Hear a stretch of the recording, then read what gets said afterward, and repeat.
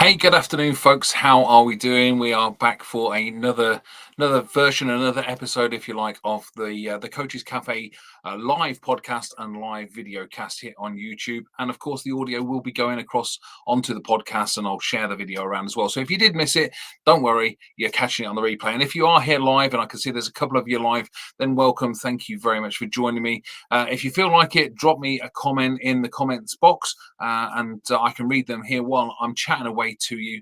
And today, this is a really touchy subject for me, a really important subject for me, you could say, because today I want to talk about mental health, or actually, as I prefer to call it, emotional health. You see, here's the thing: we have this phrase called mental health, and everybody talks about mental health, about talking about mental health. We encourage people, we ask people to talk about their mental health so that they can get it out in the open, so they can help everything. But of course, mental health isn't just about what's up here. That's what it makes us think, isn't it? The term mental health makes us think that it's just up here. But actually, I prefer to call it emotional health, because these are emotions that we're feeling, and we feel emotions through our entire body, don't we?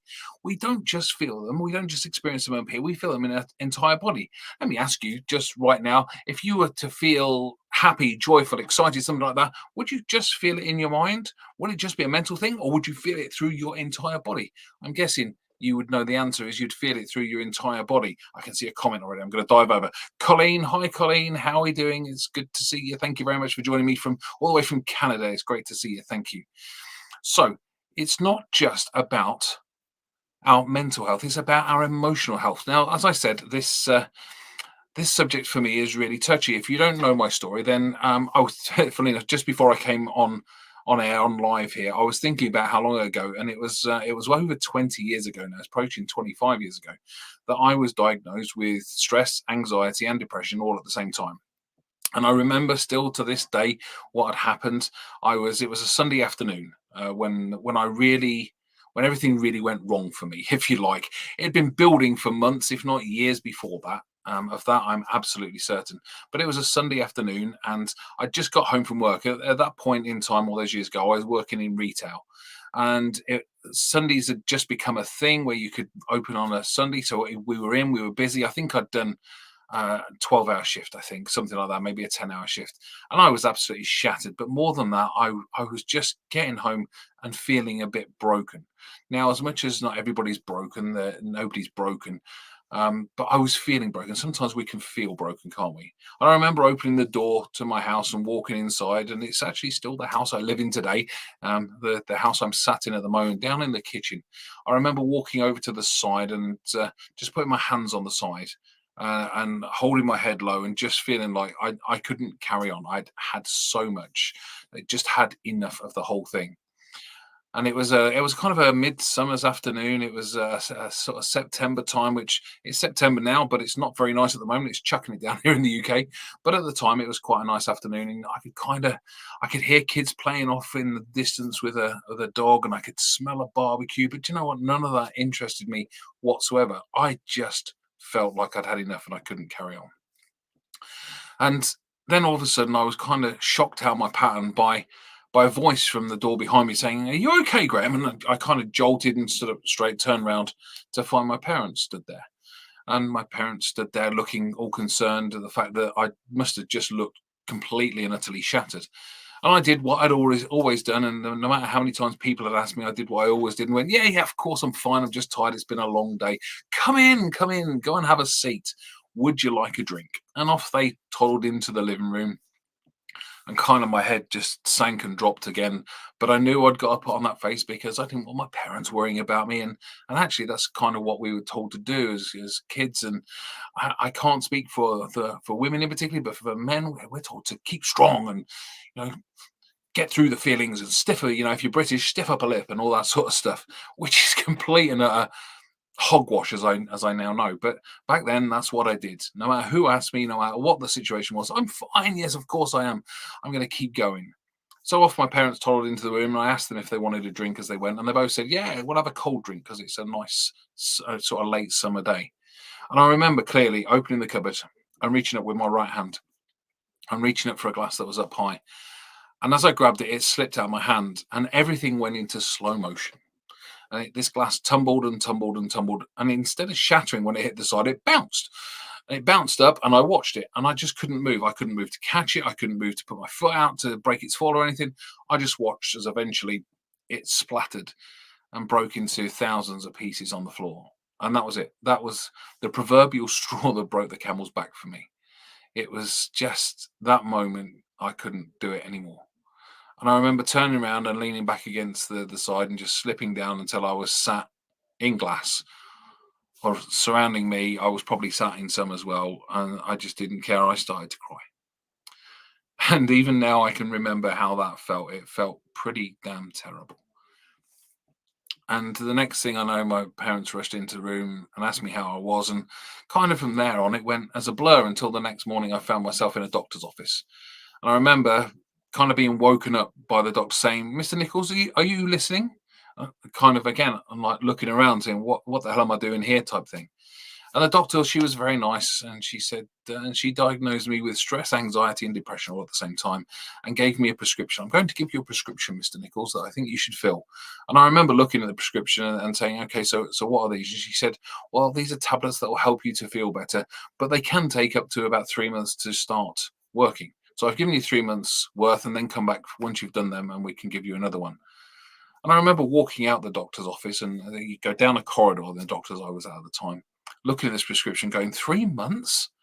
I don't want to feel like this for the next 3 months before these things start working. And do I really, really want to be on tablets for the rest of my life? I don't know enough about stress and anxiety and depression to really do that.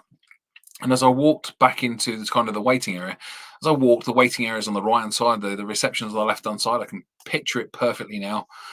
And I just remember walking outside, and there was a bin outside, and I ripped up that prescription and threw it in the bin. And I decided that I needed to know more about those things first. And that's kind of led me to where I am today, nearly 25 years later, because I've learned so much about not just stress, anxiety, and depression, but all sorts of emotional health issues, of which those are three. You could say that anger management is an emotional health issue. Any sort of emotion can be an emotional health issue. And that's what takes us away. That's what really drags us to places we don't want to go. I was dragged to a place I didn't want to go, and it got worse before it got better for me. As much as I tried to start finding out about these things, it took me a long time to find anything that didn't say take a tablet, which I didn't want to do. But eventually I found some stuff, and I was able to help myself, and then I was able to help others. And what my life has gone through of using that to help other people, and now I train other people to help other people. But emotional health still sits really dear with me because I know there are millions upon millions of people worldwide that still suffer with emotional health issues. That get them called mental health issues because they think it's just up there when it's not. It's through our entire system. Our entire body and nervous system feels what we feel. We don't just feel it in our heads. And I want to get the message out there that you can get help.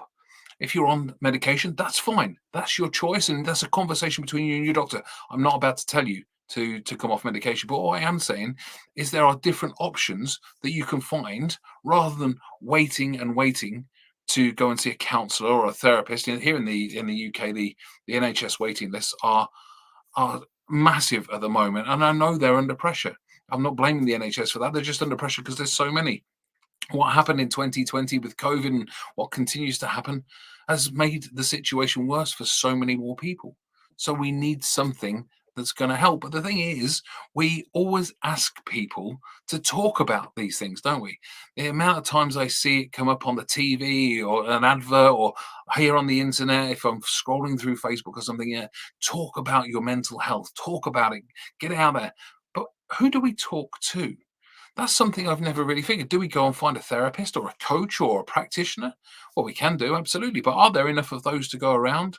I think I saw a report the other week that said there's a few 100,000 coaches in the world. Well, there are millions and millions of people who are suffering with emotional health issues. So today I'm kind of here to set an intention for myself. I've decided to start something called the Emotional Health Initiative. Now, this isn't started at all yet. I'm going to point that out. This is me setting my intention. The Emotional Health Initiative is going to be a platform, a website people can go to get some help, some self help stuff for emotional health issues, whether it be a short course or a 6-week program or something like that to help themselves, but also somewhere to go to get that connection so they can talk about their emotional health issues in a group of people who are feeling the same way. Because one of the things I felt when I was first diagnosed with that was, this is just me. I'm in this alone. Nobody else can possibly feel this bad. And I think a lot of people feel like that. A lot of people feel like they're just alone in this. Nobody else understands. Nobody else really gets it.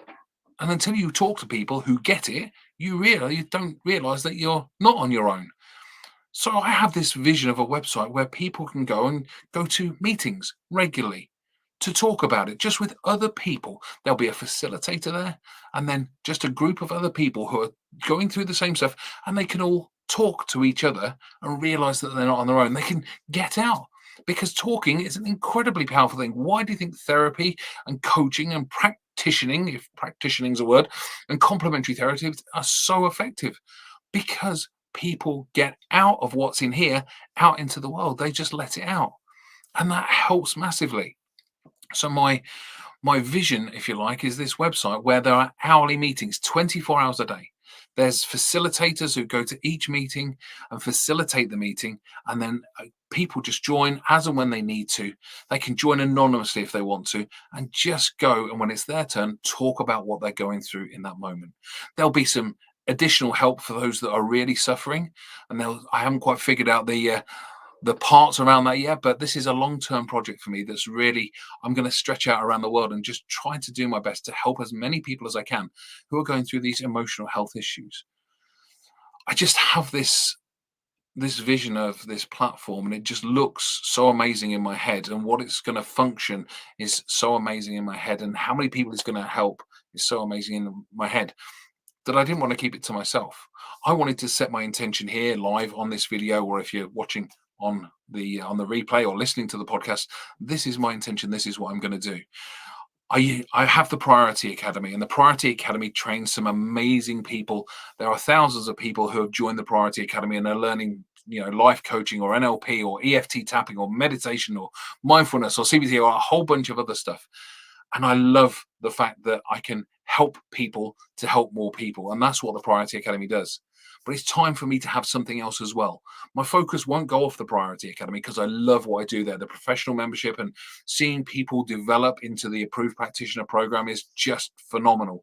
And I think we've got three, as I record this now, we've got 3 approved practitioners and a couple more who are really close to getting there, who have gone through their own journey and they've learned so much, and they're now ready to get out there and help people, or they're already out there helping people. It's just a phenomenal thing to see. But it's time for me to do more. And I sometimes wonder if I've got time to do more, because I do so much already in trying to help those people to help more people. But do you know what? That's not what life's about. It's not about going, oh, I'm doing enough. That's fine. It's about doing as much as I possibly can. So over the coming weeks and months, and it is a long-term project for me. Don't think it's going to turn up in the next couple of weeks. But over the weeks and months to come, you're going to see the Emotional Health Initiative grow, with that long-term aim of having that option to go to a meeting anytime during the day, 24 hours a day. And there'll be facilitators around the world. At least in my head, there's facilitators around the world. That's what I'm looking to do, so that we can start to help more people. Now, of course, if there's any mental health charities out there that are watching and think this is a good idea, then please get in touch. I'd love to hear from you, because I'm not sure I have all the resources. I certainly don't at the moment, but I know that when I work on it, I shall find all the resources that I need, because I know the universe will provide me the resources I need if I keep focusing in the right area. So that is my vision. That's my goal, if you like, is to have that platform just to help more people out, because that's what this is about.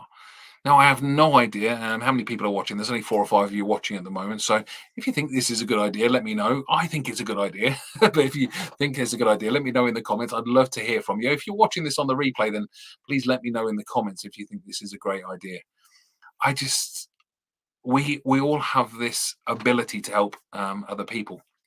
I heard this over the weekend. I was listening to an audio program by a guy called Jim Rohn, who you may well have heard of. He was a phenomenal speaker, phenomenal instructor or guide or coach or whatever you want to call him for better.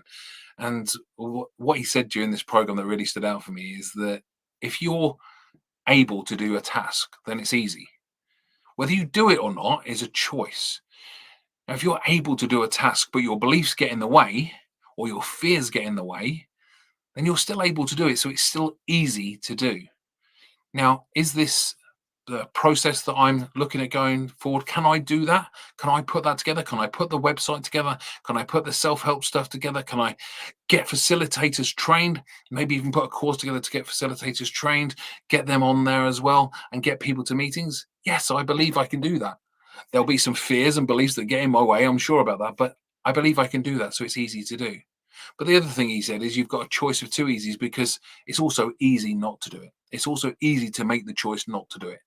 And I can't go down that side of the easy route. So I have to go down the side of the easy route that's going to help people. That's just going to help more people around the world. So if you think that's you, if you think you'd like to get involved, if you think you'd like to be a facilitator, keep your eyes peeled because I would love to have you on board. It's not ready yet. This is just me setting my intention. Let me put it out there. This is just my intention. It's not ready yet. But when I'm ready and when I have the facilitator training ready, you'll know. You'll come across it. If you join the Priority Academy Facebook group, which you're more than welcome to do if you're not in it as part of it yet. There's over 16,000, I think 16,500 people in there who are all amazing people and help each other. Come and join us. It's fantastic to be in. And I am certain that you'll find some help in there if you need it. I'm just going to read a couple of comments. Colleen says, I think it's a great concept as everyone is an individual and one type of treatment is not the same for all. Absolutely. I couldn't agree more with that. I think the helping industry has moved on so that people can't just focus in one area. Some people can't just focus on CBT, for instance, as a therapist, because that doesn't work for everybody. So I think so many people are so different these days. You've got to have more aspects of work under your belt. Who else? Siv. I hope I'm saying that right, Siv. Sounds like a great idea. Lots of people don't even know where to get help on mental health. Healthcare. Absolutely. I couldn't agree more. So that's my vision. And I certainly, I want to keep that going. I want to start that and get that process rolling. And I guess by doing it here on live, by saying it here live, then I kind of set myself an accountability, don't I?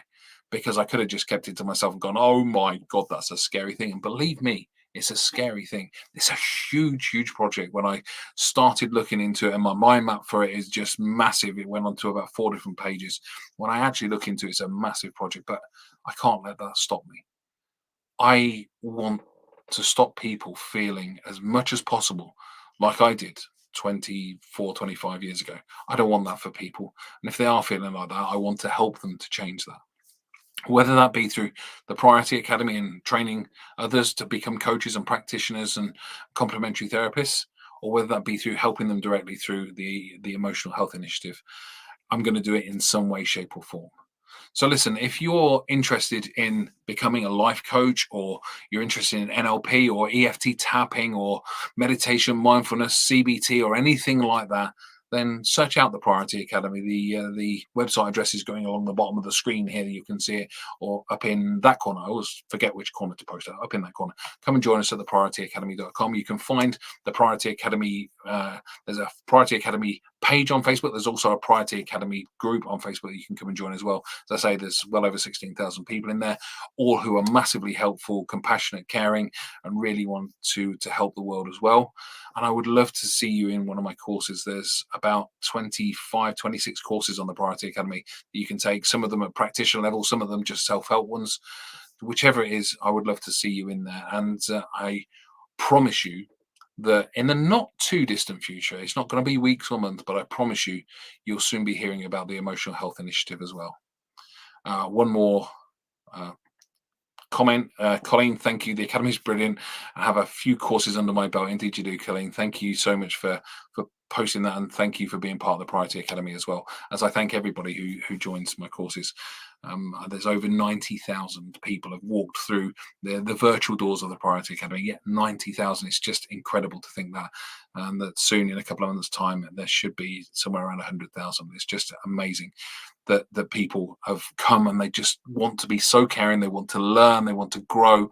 They want to go on to the next level. They want to go on and help other people. They want to help themselves, and they're just such caring and compassionate people. It's just a wonderful place. The Facebook group is a wonderful place to be. There's also a Priority Academy private community. If you're not into your social media, there's a community you can join as well for free and get involved with people. So guys, that's it for me for today. Thank you so much for watching. If you're watching live, or if you're watching on a replay, or if you're listening to the podcast, whichever that may be, I am so grateful for you watching.